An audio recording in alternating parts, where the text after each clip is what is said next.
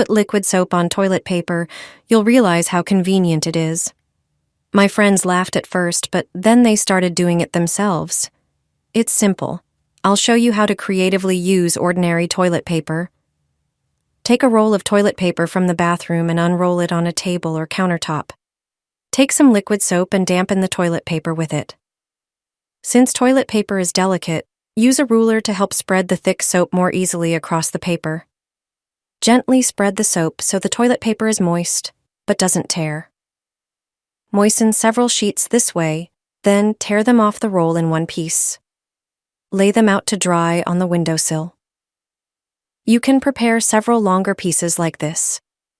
Once they're dry, place them back on the counter. Tear the sheets into pieces and stack them.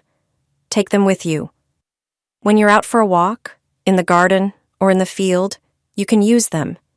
If your hands get dirty, just take 1 or 2 sheets, pour water over them, and they will quickly lather up. The paper will dissolve, and your hands will be clean.